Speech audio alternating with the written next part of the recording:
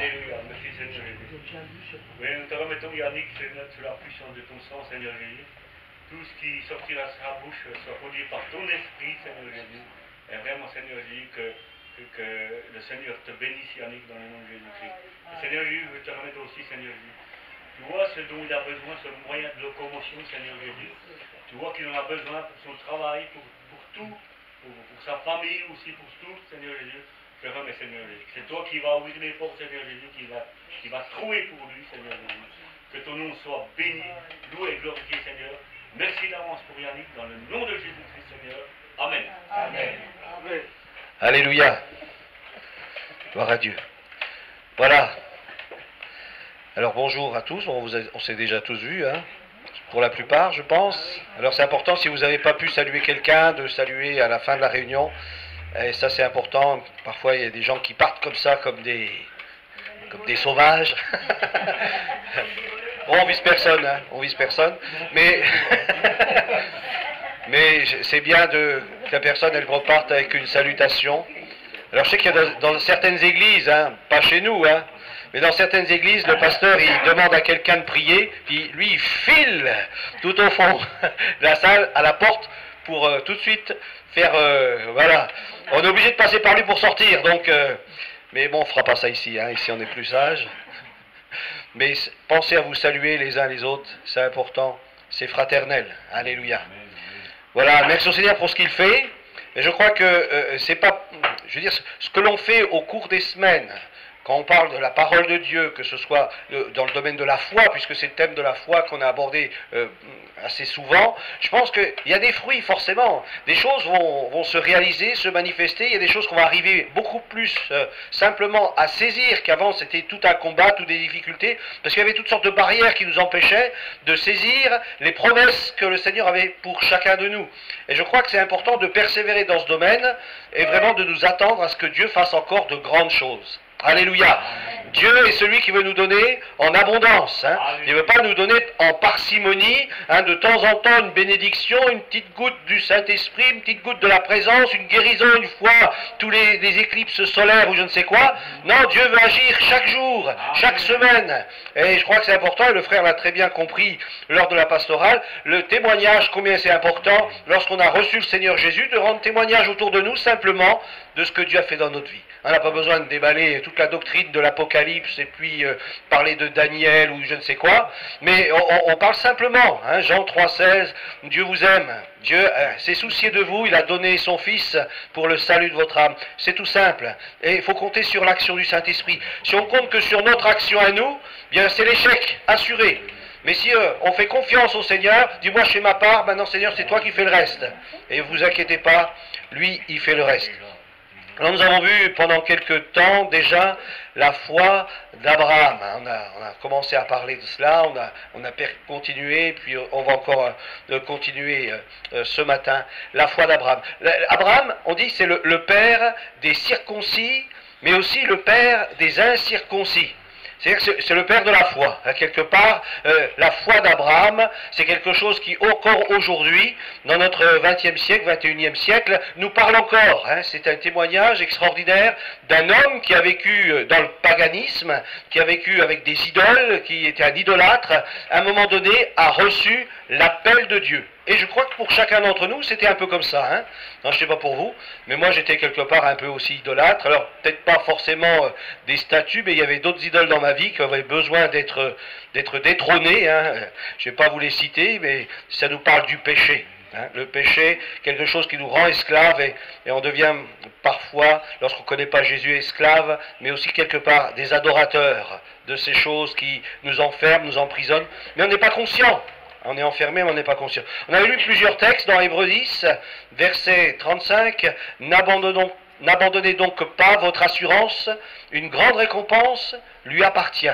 Donc, ça nous parle de persévérance, et Dieu veut nous encourager ce matin à persévérer dans la foi. Hein, parce que celui qui est juste à mes yeux vivra par la foi, dit le Seigneur. Et cette foi-là, ce n'est pas une croyance, mais c'est la foi que nous avons reçue de Dieu. Au moment où nous sommes convertis, nous avons reçu Christ, et en Christ, il y avait cette foi puissante, cette foi agissante, cette foi qui déplace des montagnes. Hein, cette foi que beaucoup aussi recherchent, mais c'est qu'en Jésus-Christ qu'on la trouve. Cette foi vivante. Alléluia.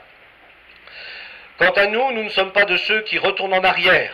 Alors je ne sais pas, vous connaissez dans l'histoire biblique des personnes qui ont voulu retourner en arrière. La Bible est claire, celui qui retourne en arrière, il retourne pour se perdre. Alors, ayons les regards fixés sur Jésus et marchons en avant. Hein, et marchons, allons dans cette carrière que Dieu nous a ouverte, hein, une carrière où là il y a la bénédiction, où il y a la grâce de Dieu, où il y a le secours divin. Hein. Alors, vous connaissez le psaume 23, hein, c'est dommage, on l'entend beaucoup, mais c'est souvent au cours d'obsèques. Hein, et généralement, bon, ce moment-là, celui qui est dedans, dans le trou, ben, il ne peut plus rien entendre. Mais s'il l'aurait entendu, peut-être ça lui aurait fait du bien, et il aurait compris, bien peut-être que le sens de sa vie. Et je crois qu'on a besoin de relire ce psaume 23, disant Seigneur, je veux marcher avec toi. Et même lorsque je passe dans la vallée de l'ombre de la mort, Seigneur, je sais, tu es avec moi. Et je n'ai pas à craindre. Hein. Je n'ai pas à craindre les terreurs, je n'ai pas à craindre la peste. Mettez en parallèle le psaume 91, et puis là, ça va vous réconforter, ça va vous encourager à persévérer dans la foi et ne pas retourner en arrière. Alléluia. Dans Hébreux 11.1, il nous est dit que la foi, c'est une ferme assurance. Dans d'autres versions bibliques, la foi est une façon de posséder. Hein, c'est quelque chose que je possède, qui m'appartient. La foi, c'est pas une croyance dont j'espère, mais c'est quelque chose qui est réel. J'ai besoin de serrer sur mon cœur les promesses de Dieu parce qu'elles sont pour moi, je les possède, elles m'appartiennent. La foi est une façon de posséder, c'est un moyen d'être sûr. Vous savez, lorsque vous avez des questions, vous vous posez plein de questions et puis vous voulez avoir des réponses, allez dans la présence de Dieu. Allez dans la présence du Seigneur et puis là, approchez-vous de lui. La Bible nous dit, ferme ta porte, entre dans le lieu secret et là, ton Père qui est là, dans le lieu secret, eh bien, il est celui qui écoute ta prière. Et il peut mettre dans ton cœur une ferme assurance. Il peut te communiquer une foi certaine, une foi, eh bien, que tu ne peux pas douter, tu sais, c'est fait. Je sais, je l'ai reçu, je sais, j'ai reçu l'amen de Dieu, j'ai reçu le oui de Dieu, j'ai reçu la parole de Dieu. Et souvent, parfois, c'est ce qu'on oublie de faire.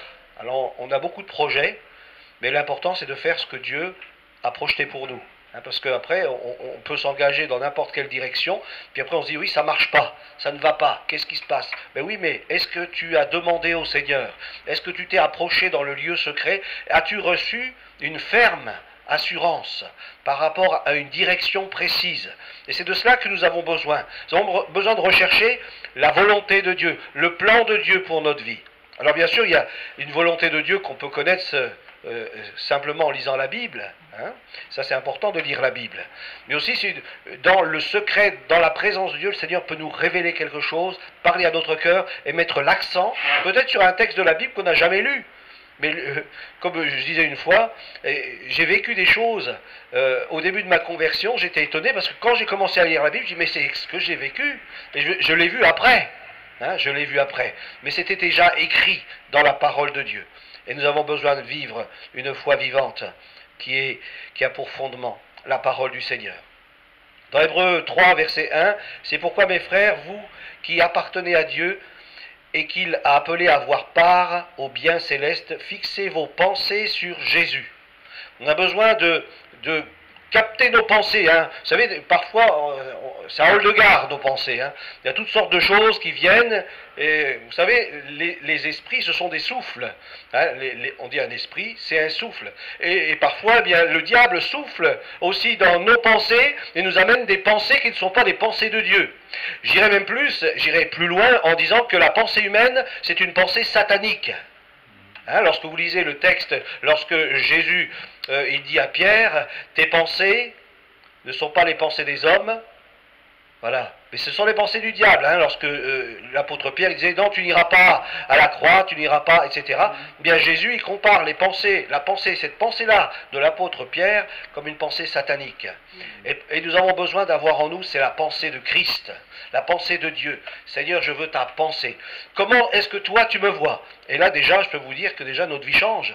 À partir du moment où on a les pensées de voir comment Dieu nous voit. Parce que Dieu nous voit complètement d'une manière différente que comment nous pouvons nous voir. Hein, je ne sais pas comment vous vous voyez vous-même, mais pensez plutôt comment Dieu vous voit. Et c'est ça qui est le plus important.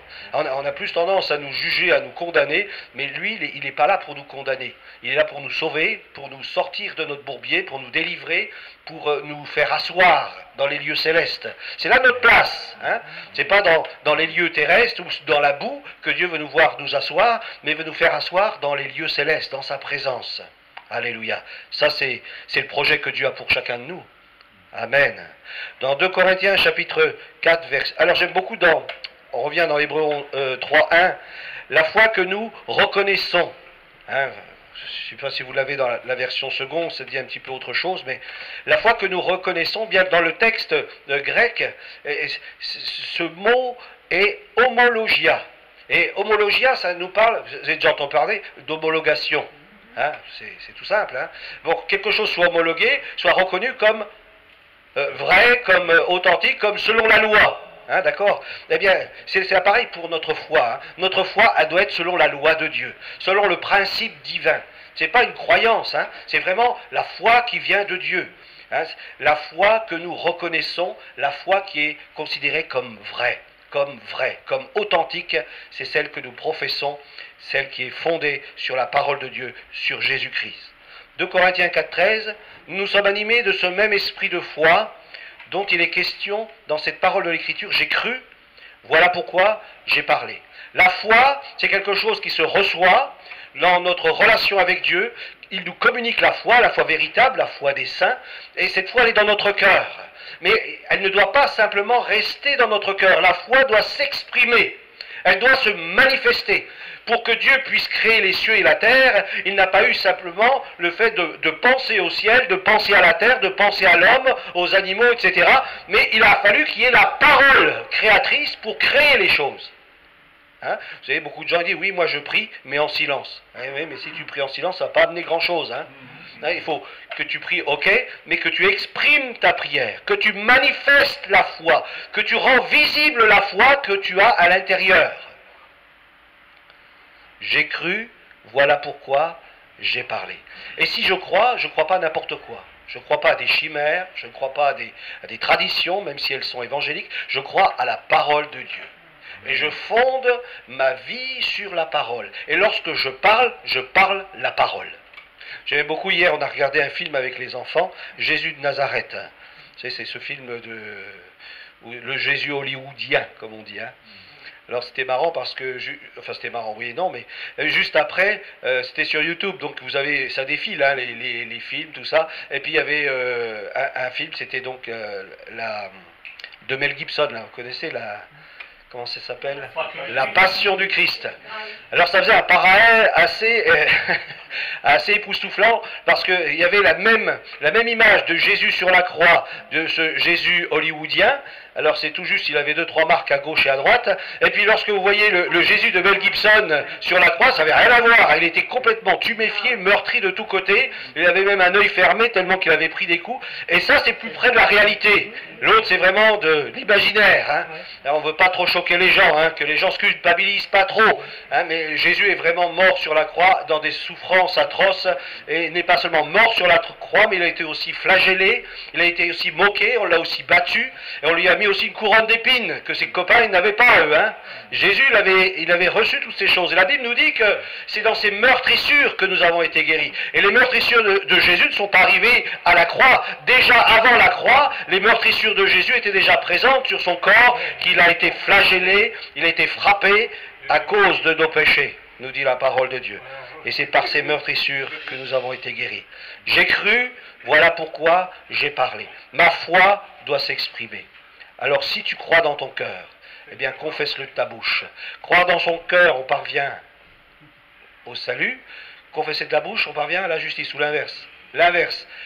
On croit dans son cœur, on parvient à la justice, et en confessant de la bouche, on parvient au salut. Et on avait vu la dernière fois, donc ça c'est dans Romains 10.10, c'est en confessant de la bouche qu'on parvient au salut. La confession du salut nous parle d'une confession de délivrance. Dire je confesse la délivrance, je confesse la guérison, je confesse la parole, ce que dit la parole de Dieu. La parole de Dieu me parle de toutes sortes de promesses. Là, nous voyons ce matin l'obéissance de la foi.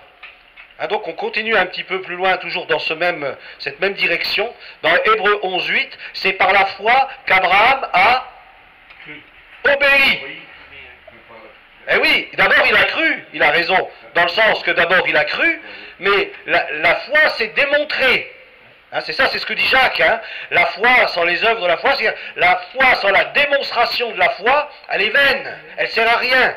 C'est une croyance, c'est pas la vraie foi. La foi de Dieu, lorsqu'on la reçoit, lorsqu'elle la vit, elle produit quelque chose. Il y a une démonstration, il y a une manifestation. Et Abraham a eu cette manifestation lorsqu'il a entendu l'appel de Dieu, il a fait ses valises. C'est formidable. Hein. Est-ce que nous sommes prêts, nous, à faire nos valises? Lorsque nous entendrons l'appel de Dieu à quitter ce monde, sortez du milieu d'elle, mon peuple. Alléluia. Je crois qu'on a besoin de sortir de ce monde, de ténèbres, de péchés, de mensonges, pour venir vers Dieu et répondre à l'appel divin. Abraham obéit à l'appel de Dieu. Dieu appelle tous les hommes. Vous le savez, lorsque on a cette image de Jésus sur la croix, c'est un appel à l'humanité. Venez à moi, vous tous qui êtes fatigués et chargés, je vous donnerai du repos. Venez à moi, celui qui a soif, qu'il vienne à moi. L'appel de Dieu retentit tout au long du Nouveau Testament, lorsqu'on le lit attentivement. Dieu nous appelle, de quelque manière que ce soit, il nous appelle à sortir, à venir à lui et à recevoir ce qu'il veut nous donner. Il obéit à l'appel de Dieu qui lui ordonna de partir pour un pays qu'il devait recevoir plus tard en héritage. Il est parti sans savoir où il allait. C'est vrai que la vie chrétienne, c'est une aventure. Alors au début, on est touché à l'amour de Dieu, on est touché, puis on est sur un petit nuage, parce que on sent c'est la paix, c'est la vérité, ça me fait tellement de bien. Moi j'aimais beaucoup, lorsque je suis venu dans les premières fois aux réunions, les réunions d'évangélisation. Je ne sais pas si ça existe encore aujourd'hui.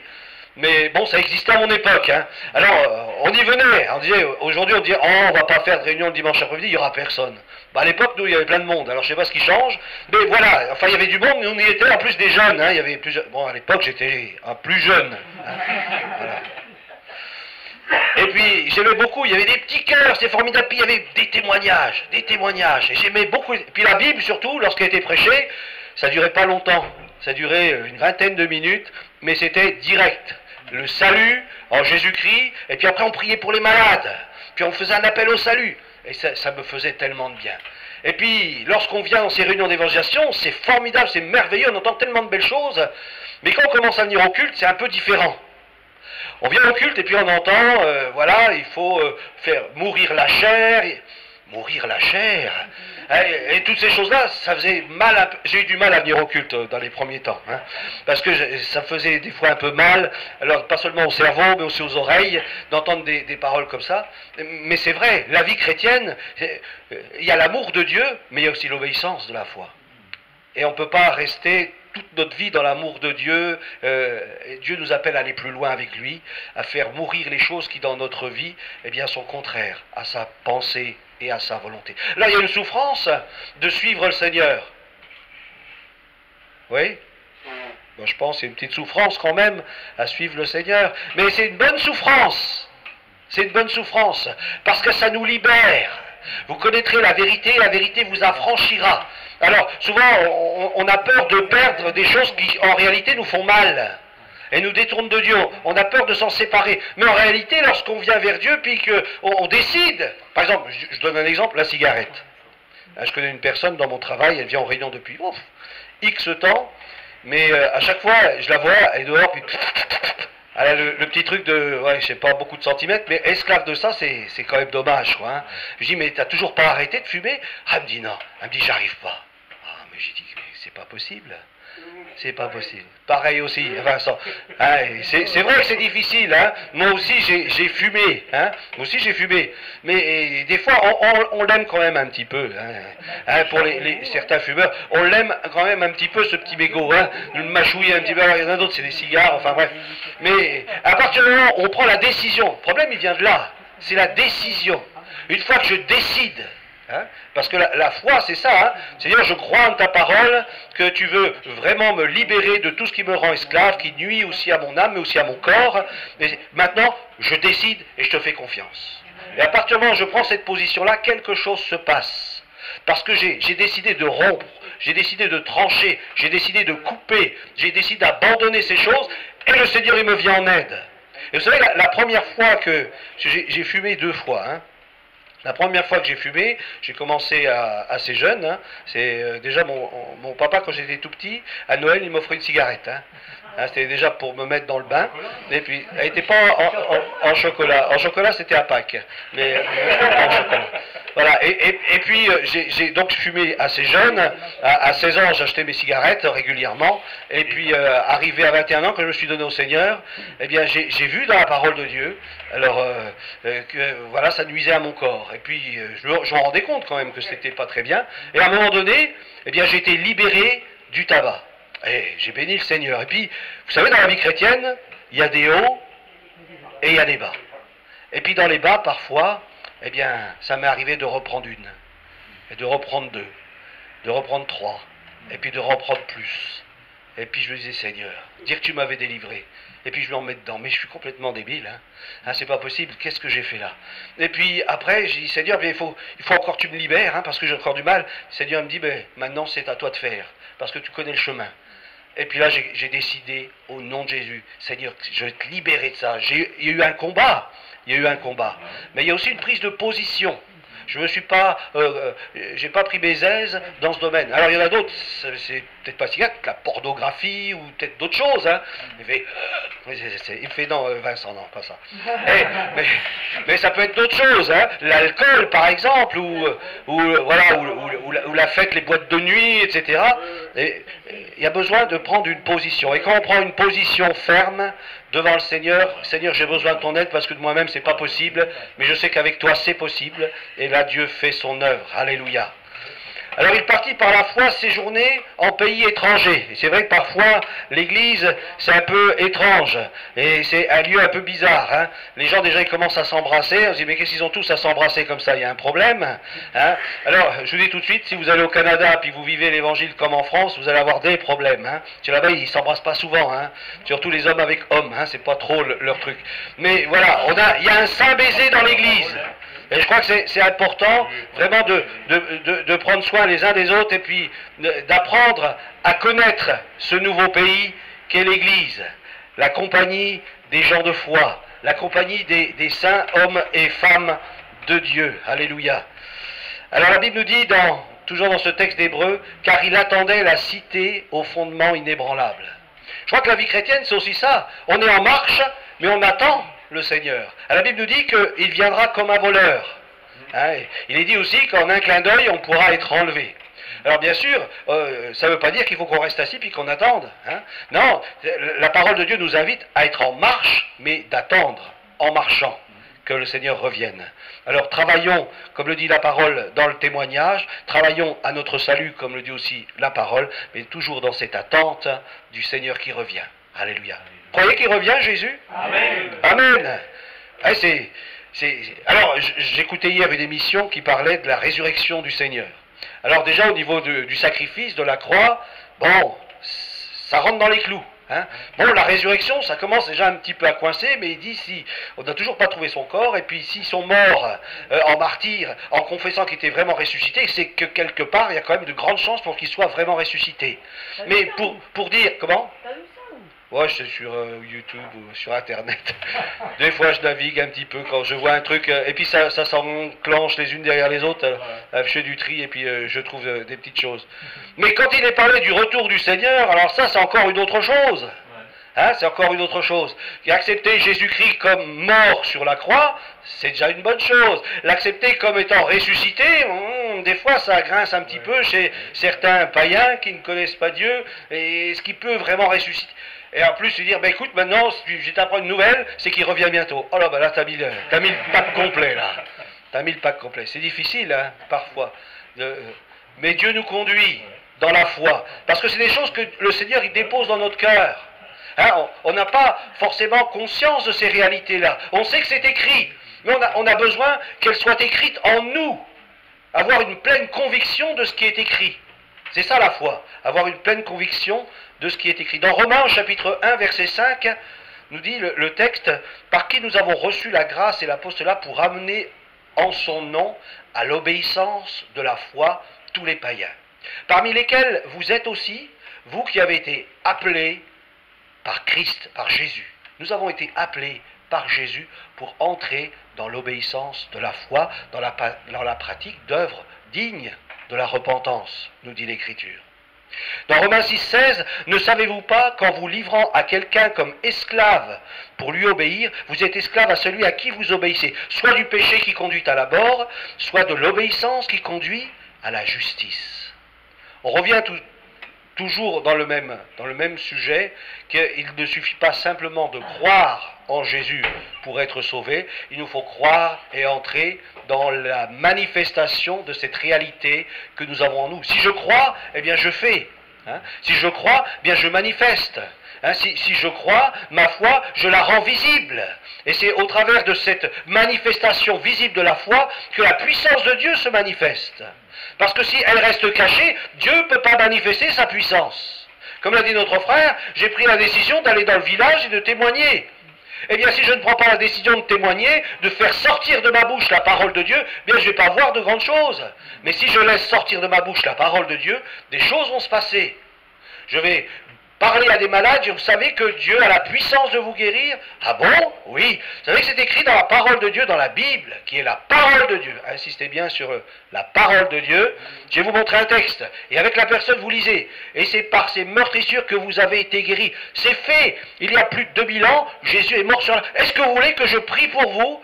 Au nom du Seigneur Jésus, vous allez voir, Dieu va agir. Et voilà, cela commence comme ça. Et Dieu va agir. Parce que Dieu, il accompagne sa parole. Dieu, il confirme sa parole. C'est lui qui exécute sa parole. Alléluia. Et nous voulons croire à ce que Dieu nous demande de faire. Il nous a donné aussi la puissance d'accomplir les choses qu'il nous a demandées. Alléluia. Galates chapitre 2 verset 20 nous dit ce texte, c'est un beau verset, si vous avez une Bible, soulignez ces textes bibliques qui sont souvent repris régulièrement. J'ai été crucifié avec Christ. C'est bizarre, hein? On n'était pas là il y a plus de 2000 ans. Enfin, moi non. Vous, je ne sais pas. Je sais qu'il y a des personnes âgées au milieu de nous, mais je ne pense pas que vous étiez là à cette époque-là. Hein? Et là, l'apôtre, il dit, vous avez été crucifiés avec Christ. Est-ce que c'est une réalité pour chacun d'entre nous? Hein? C'est-à-dire, je suis mort au péché.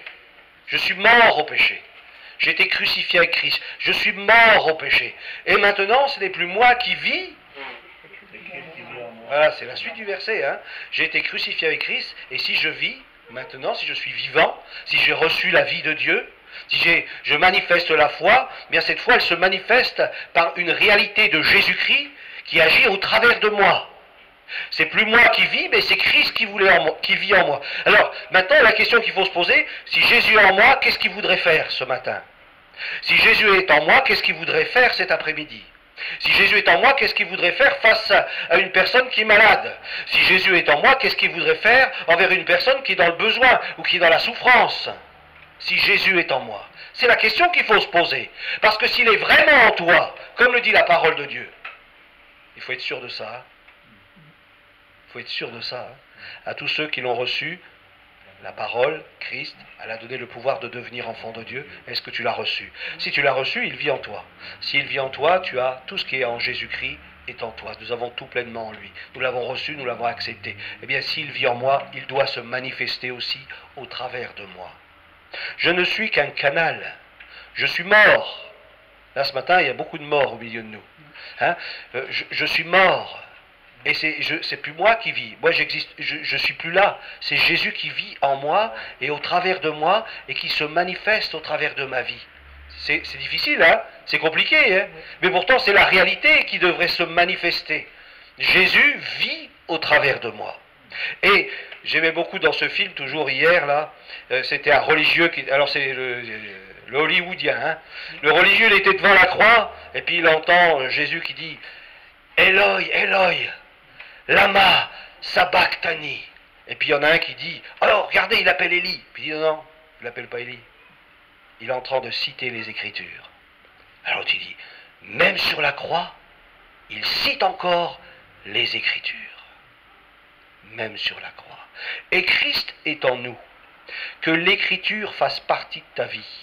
et que l'écriture puisse aussi sortir de ta bouche comme elle sortait de la bouche de Jésus. Que tu puisses dire comme Jésus lorsqu'il était dans dans son église, non, dans sa synagogue à Nazareth, comme il avait l'habitude d'y aller, hein, c'est la Bible qui le dit, hein, il avait l'habitude d'aller à la synagogue. Hein. Alors soyons comme lui, ayons l'habitude d'aller dans les rencontres des croyants.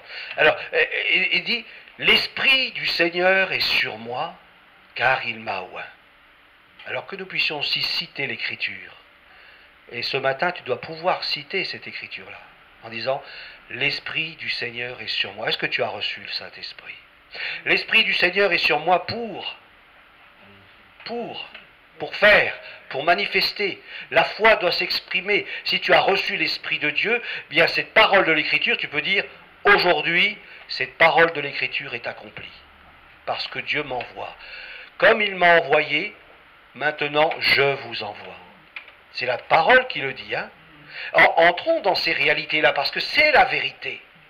Que nous ne puissions pas garder une pensée, un état d'esprit religieux, mais vivons l'Écriture, relisons les textes de la parole, dire, ben oui, c'est vrai, Seigneur, tu vis vraiment en moi, donc si tu vis en moi, maintenant quand je vais voir des malades ou des gens en difficulté, il n'y a pas de problème, parce que c'est toi qui vas agir, moi je ne suis qu'un canal, et Dieu, tu vas te manifester au travers de moi, et je vais pouvoir proclamer l'Écriture, comme Jésus proclamait l'Écriture, avec foi. Alléluia. Comme disait le Seigneur, Père, je sais que tu m'exauces toujours. Pourquoi est-ce que le Père exauçait toujours le Fils? Parce qu'il ne faisait que la volonté du Père. Et la volonté du Père, c'était d'annoncer la parole. D'ailleurs, Jésus l'a dit à ses disciples, allez annoncer le royaume de Dieu. Le royaume de Dieu, c'est la parole de Dieu, c'est tout ce qui fait partie du royaume de Dieu. Allez annoncer la bonne nouvelle du royaume de Dieu. Et aux malades qui seront guéris, dites-leur, le royaume de Dieu s'est approché de vous. Maintenant, tournez-vous vers lui. Voilà. Et ça, c'est important de le faire simplement. Et si je vis maintenant dans la chair, disait l'apôtre Paul, je vis dans la foi, dans une confiance, dans une obéissance, dans une relation, comme le sarment et le cep avec le Fils de Dieu, avec Jésus, qui m'a aimé, qui s'est livré lui-même pour moi. Dans Hébreux chapitre 11, verset 11, il nous est dit que par la foi, Sarah, elle aussi, qui était stérile, a été rendue capable. Alors je ne sais pas si vous êtes quelque part spirituellement stérile, ou si je le suis aussi. Mais sachez que Dieu peut nous rendre capables. Hein? Alors peut-être la stérilité nous a suivis tout au long de notre vie. On dit à chaque fois que j'entreprends quelque chose, ça ne marche pas. Hein? Ça c'est une forme de stérilité. Mais avec Dieu, c'est possible. Avec lui, tout est possible. Par la foi, Sarah, elle aussi qui était stérile, a été rendue capable. En effet, elle était convaincue que celui qui avait fait la promesse est digne de confiance. C'est le déclencheur. C'est le déclencheur. Si tu crois que celui qui a fait la promesse, il est digne de lui faire confiance. Est-ce que tu es prêt à croire ce que Jésus a dit, ce que Jésus dit dans sa parole? Parce que, j'aime pas dire Jésus a dit, non, parce que lui, il est toujours au présent. C'est ce qu'il dit, parce que la parole, elle est pour aujourd'hui. Elle n'est pas pour hier, elle est pour maintenant, hein, la parole. Alors, qu'est-ce que Jésus, il me dit dans sa parole? Eh bien, il me dit plein de choses. Mais simplement, ce que j'ai besoin, c'est d'être convaincu. Ce que dit le texte. Elle était convaincue que celui qui a fait la promesse est digne de confiance. Alors c'est peut-être un travail que nous avons à faire. J'aime bien, c'était Mamadou Karambiri qui disait, quand il avait un problème de santé, je ne sais plus s'il avait il avait de l'eau dans les poumons, je crois, enfin que ça durait depuis pas mal de temps, et puis il priait, il allait à la position des mains, il n'y avait rien qu'il faisait, et puis un jour il s'est mis devant la parole de Dieu, il était chez lui, puis il était allongé, enfin la parole de Dieu, il se l'est appropriée. Et je crois que parfois nous avons besoin, c'est de nous approprier la parole de Dieu. La parole de Dieu, elle est pour toi. Elle est pour toi. Elle n'est pas simplement pour nous, mais elle est pour toi. Et tu as besoin de t'approprier la parole de Dieu. Et au moment où tu te l'appropries, à un moment donné, lorsque tu lis les textes de la parole, à un moment donné, il y a un verset, un texte, qui pénètre ton cœur et qui dynamise ta foi. Bon, on pourrait dire c'est un réma, hein, un réma de Dieu. Mais à un moment donné, cette parole qui est devant nos yeux, elle va au-delà de nos yeux, elle pénètre dans notre cœur. Elle devient une réalité en nous. Et à partir du moment où elle devient une réalité en nous, elle s'accomplit. Parce que je commence après à la confesser. Mais elle est devenue déjà une réalité dans mon cœur. Je crois. Si tu crois de tout ton cœur, hein, c'est ce que dit la parole de Dieu. Plusieurs textes parlent. Crois de tout ton cœur. Et nous avons besoin de nous approprier la parole. Alors, je vous ai dit que ce texte, c'est pourquoi aussi d'un seul homme, plus encore d'un homme déjà marqué par la mort, sont issus des descendants. Ce qui veut dire dans ce texte, le Seigneur nous dit que rien n'est impossible à Dieu. Et si Sarah aurait commencé à réfléchir et à dire, mais c'est impossible, regarde mon mari comment il est.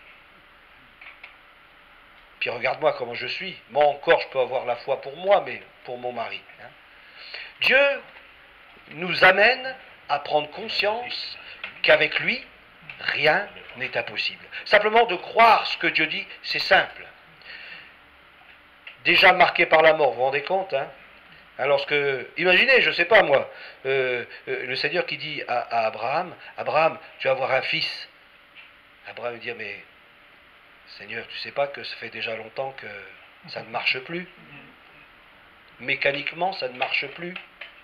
Et tu me dis ça? Hein? C'est impossible avec ma raison. Mais Seigneur, je veux croire qu'avec toi c'est possible. Et je crois que tu vas faire un miracle, un miracle. Et je crois que Sarah a eu besoin d'Abraham pour avoir un fils. C'est-à-dire qu'à un moment donné, la mécanique s'est remise en marche. Puis elle, pareil, ça s'est mis aussi en marche. Parce qu'ils ont cru.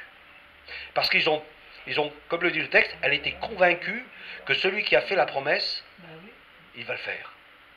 Est-ce que tu crois que Jésus va le faire? J'aime beaucoup, c'est quand il y a des malades qui viennent à la prière. J'ai déjà vu plusieurs fois, moi je le fais aussi de temps en temps. Je dis, est-ce que tu crois que Dieu peut le faire? Si elle dit, oh ben non, oh ben retourne t'asseoir, c'est mort. Hein? Est-ce que tu crois que Dieu peut le faire? Oui. Ah, on va prier, puis Dieu va le faire. Et là, vous remettez une couche à sa foi. Vous y remettez une dynamique dans sa foi. Et puis là, vous priez, puis là, Dieu va agir avec puissance. Alors, il peut très bien agir instantanément, mais parfois, ça met un peu de temps. Mais le résultat, c'est que la promesse, elle se réalise. 2 Corinthiens 3,5, on va terminer. Ce n'est pas à dire que nous soyons par nous-mêmes capables de concevoir quelque chose, parce que si on est mort, on n'est pas capable, on est mort. Hein. Mais si Dieu vit en nous, eh bien c'est lui qui agit. Hein. Donc, on ne peut pas être capable par nous-mêmes de concevoir quelque chose comme venant de nous-mêmes. Notre capacité, au contraire, elle vient de Dieu. Une capacité, une puissance, comment dire, un volume, quelque chose qui est en nous, la personne de Jésus qui est en nous, c'est lui qui accomplit les œuvres. Notre capacité, au contraire, c'est pas nous, c'est lui. C'est lui. Et lorsque des malades sont guéris, qu'à Dieu soit la gloire. Que des personnes vivent des expériences de délivrance, à Dieu soit la gloire. Reconnaître que nous sommes juste des ouvriers avec lui, mais c'est lui qui fait tout le boulot. Nous avons juste à faire ce qu'il nous demande de faire. 2 Corinthiens 4,7, nous portons ce trésor dans des vases de terre, que nous sommes. Nous avons été tirés de la terre. Et cette présence qui est en nous, la puissance de Dieu qui est en nous, la puissance de la parole qui est en nous, elle se manifeste lorsque nous obéissons à la foi qu'il nous a donnée. 2 Corinthiens 20, on termine par celui-là, car pour ce qui concerne toutes les promesses de Dieu, alors il n'y en a pas une qui est mise de côté. Hein. Alors, relisez bien les textes de la parole, 2 Corinthiens 1, 20, car pour ce qui concerne toutes les promesses, j'ai amené des petits livres là, on en avait déjà parlé mercredi, là il y a un petit livre, le guide personnel des promesses de Dieu. 866 promesses de la parole de Dieu. 866 promesses. Les promesses de la Bible pour vous. 1500 citations bibliques pour la vie quotidienne. 1500 promesses de l'Écriture. Et ce texte nous dit, car pour ce qui concerne toutes les promesses de Dieu, alors, vous avez vu? Il y en a, cherchez-les dans la parole de Dieu. C'est en lui qu'est le oui. Il n'est pas dit c'est en lui qu'est le peut-être, On va voir si ça se passe bien. Hein? C'est ça qu'on a besoin de comprendre. C'est qu'en Dieu, c'est pas le peut-être, c'est le oui. Si la foi que nous manifestons, c'est la foi de Dieu, si c'est la foi véritable. Hein? Et la Bible nous dit qu'en lui est le oui. Alors peut-être tu n'as peut-être pas encore reçu le oui, mais va le chercher, parce que le oui est assuré. Jésus, nous dit l'Écriture, c'est l'amen de Dieu. D'ailleurs, dans nos prières, c'est ce que nous disons, à la fin de chacune de nos prières, on dit Amen. Alors ça veut dire quoi? Eh bien ça veut dire c'est fait, c'est accompli. Alléluia, gloire à Dieu. Alors parfois on dit l'Amen, mais on ne croit pas ce qu'on vient de dire avant. C'est pas bien, hein. Alors, on confirme notre incrédulité. Et ça c'est pas bon, hein. Ça, c'est pas bon. Alors, 2 Corinthiens 20, on termine là, puis on va prier le Seigneur. Car, pour ce qui concerne toutes les promesses de Dieu, c'est en lui qu'est le oui. C'est pourquoi, encore, l'amen par lui est prononcé par nous à la gloire de Dieu. Amen. On l'a dit là. Alléluia. Notre Dieu, notre Père, nous voulons te bénir pour ta parole qui est la vérité. Seigneur, elle est le fondement de notre vie. Tu veux que la vérité soit au fond de notre cœur. Seigneur, nous voulons nous appuyer non pas sur nos pensées, nos raisonnements, nos sensations, nos émotions, mais nous appuyer sur ta parole. Et Seigneur, nous voulons proclamer cette parole parce qu'elle est vivante. Elle est vivante, elle est agissante. Elle a la puissance de transformer des situations. Seigneur, par ta parole, tu as fait taire la tempête, tu as fait taire les flots, tu as séché le figuier. Seigneur, par ta parole, tu as fait tant de choses. Tu as ressuscité des morts, tu as guéri des malades de toutes sortes, et tu as su toucher le cœur aussi de Saul de Tarse. Seigneur, nous voulons croire que ta parole est puissante et qu'elle est vivante et qu'elle vit en nous.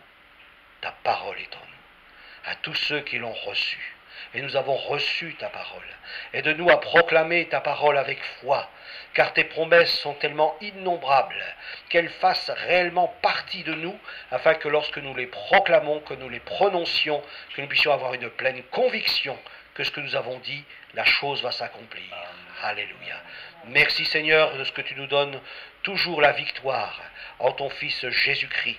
Nous sommes plus que vainqueurs. Merci de bénir l'Assemblée, d'encourager chacun à persévérer dans la foi et à produire quelque chose, que la foi produise toutes sortes de bons fruits, que ce soit dans nos foyers, dans nos familles, auprès de nos amis, dans notre voisinage, notre village, là où tu nous as placés, que la foi se manifeste et que les réalités de la foi puissent glorifier ton saint nom. Qu'il y ait des signes, des prodiges, des miracles, des guérisons, des délivrances. Seigneur, tu vis en nous et nous voulons être simplement des canaux et ta puissance agissante en nous va confirmer cette parole. Merci pour tout ce que tu vas faire. Bénis Carla, bénis ce temps de deuil dans cette famille qui a besoin de visitation, qui a besoin de l'action de ton esprit. Seigneur, tu es celui aussi qui console les cœurs qui ont été brisés. Seigneur, nous voulons te remettre Carla, qu'elle soit une source de bénédiction pour sa famille et qu'elle puisse apporter la parole de Dieu, qu'elle puisse communiquer la parole, une parole qui nourrit, qui rafraîchit, qui console et qui édifie dans le nom de Jésus-Christ. Amen. Amen. Amen. Un bon dimanche à vous, soyez bénis. Dimanche prochain, donc, nous aurons Famara Diata, donc frère qui a été pendant des années au Sénégal et qui a travaillé pour le Seigneur là-bas. Il sera avec nous dimanche prochain.